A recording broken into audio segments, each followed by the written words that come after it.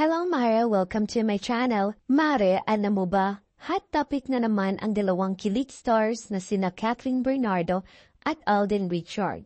They just teamed up for a fun and hilarious lie detector drinking challenge. Tara, let's spill the tea. Ayan na Mare, ang rule ng game ay simple lang. Isang player ang magtatanong ng mga personal na tanong at yung isa naman ang sasagot. Pero here's the catch. If makuryente sila, ibig sabihin, they lied. Kaya kailangan nilang uminom ng shot. Kung hindi naman sila nakuryente, it means they told the truth. At ang kabilang player ang iinom ng shot. And of course, like any good game, they started with the Jack and Poy to see who goes first. Sino nga ba ang pinalad na magtanong ng unang tanong? Well, it was Alden Richard.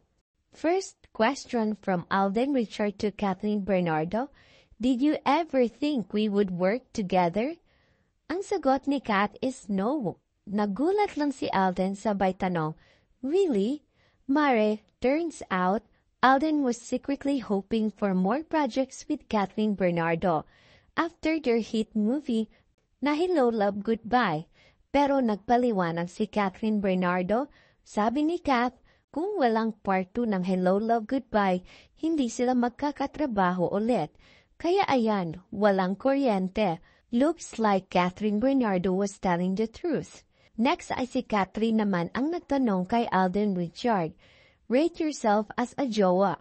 10 being the highest. Ang sagot ni Alden, 7. Nagulat si Catherine sa kanyang sagot. Ang baba naman, ibenta mo ang sarili mo, Tisoy. Gawin mong 9. Naku, hindi na kuryente si Alden ha. Pahayag ni Alden, kaya 7, kasi parang ako, I really don't know how am I as a partner at this point in my life. So para ang hirap din kasing mag-presume how you are. Eh syempre, iba pa rin pag andun ka na sa actual situation. So right now, para hindi rin masyadong overpromised. Now here's a funny moment, Mare. Tinanong ni Alden Richard si Catherine Bernardo, have you ever wondered what it would be like to go on a date with me? Sagot naman ni Catherine Bernardo ay yeah, I think so. Parang curious ako kung paano ka makipag-date at nakuryente si Catherine Bernardo. Natatawa na lamang si Alden Richard at sinabing yung machine lang ang may problema, hindi ang sagot ni Catherine Bernardo. Pahayag ni Kat, I actually have no idea. Hindi ko alam kung paano siya mag-date or makipag-date. Ayun na nga, Catherine Bernardo is curious, Mare. Is Alden Richard a romantic?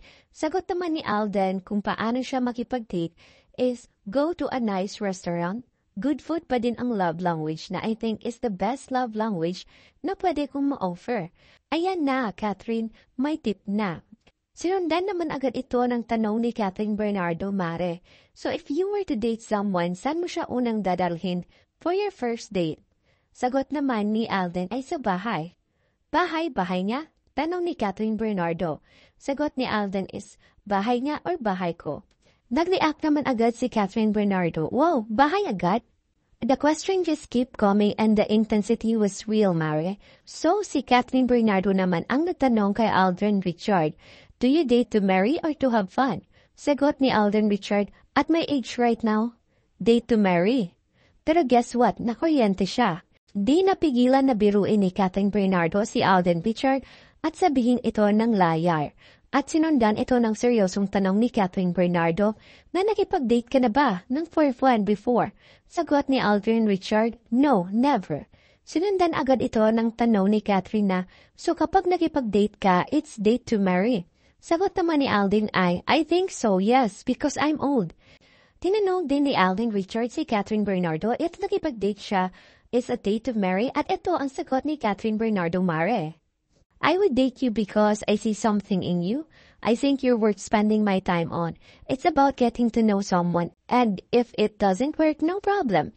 Tinanong ni Alden si Catherine Bernardo, do you think you're a green flag? Sinagot naman ito ni Catherine Bernardo with confidence na yes, and then of course nakuryente si Catherine Bernardo.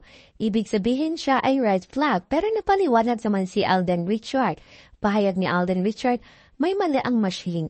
It's not how you are as a person in terms of the bad side. It's how you make that good in you resonates to other people, and that's how she is to me and to everyone around her. Napawaw at nag-thank you si Catherine Bernardo sa pahayag ni Alden Richard, saka siya nag-shot. Si Catherine naman ang nagtanong kay Alden Richard, red flag ba para sa'yo kung maraming naging exes? Sagot ni Alden ay no, pero nakuryente siya. Pahayag ni Alden, sinungaling daw talaga yung machine. Dagdag pa niya, no, kasi yung learning from your previous relationship makes you who you are. It doesn't matter kung maraming exes as long as you are whole as a person. Dagdag na tanong ni Catherine Bernardo, but what if yung isang tao na yon is nagkamali sa past? Sagot naman ni Alden is, basically, di ko rin naman malalaman yun, yung sa previous relationship. Tanong naman agad ni Catherine Bernardo, ay ayaw mong tanungin? Sagot naman ni Alden is, pwede namang tanungin. Pahayag ni Catherine, I think it's right to ask kung anong nangyari sa past relationship para alam mo kung saan siya nanggaling and kung paano siya ngayon. Parang i-judge kita how you present yourself to me now, hindi sa ginawa mo sa ibang tao. Si Alden naman ang nagtanong kay Catherine Bernardo, naniniwala ka ba sa second chances? Sagot ni Catherine Bernardo, ang hirap naman, no na lang. Tas nakuryente siya. Sabi ko na eh. You liars, sabi ni Catherine sa sarili niya. Kaya nagtanong si Alden, why did you say na you don't believe in second chances? Sagot ni Catherine Bernardo, kasi sobrang hirap ibalik yung tiwala ko. In general, diba syempre we all deserve second chances? We all want to have second chances. Depende kasi, it's a case-to-case basis. Kung ano yung nagawa mo, kung gaano mo nasaktan yung tao, and kung magbabago ka ba. Paliwanag ni Catherine Bernardo. Dagdag pa niya, it's who you give your second chances to. Tanong ni Alden Richard, not everyone deserves it. Sagot naman ni Catherine Bernardo, yeah, not everyone. Tanong ni Catherine kay Alden Richard, compatible kaya tayo? Sagot naman ni Alden ay yes. Pero nakuryente si Alden. Liar, why did you say yes? Pahayag ni Catherine Bernardo sabay tawa. Sagot naman ni Alden, I have known Catherine Bernardo naman for quite some time now. I know what she wants. One thing we have in common is we both are good people with a good heart and with good attention for other people as well. So I think dun kami nagkakasundo. So I think itong machine lang talaga ang may problema. That's all for today, Mare. Kat and Alden sure know how to keep us entertained. So what do you think? Are they a green flag couple? Or was it all just for a fun game?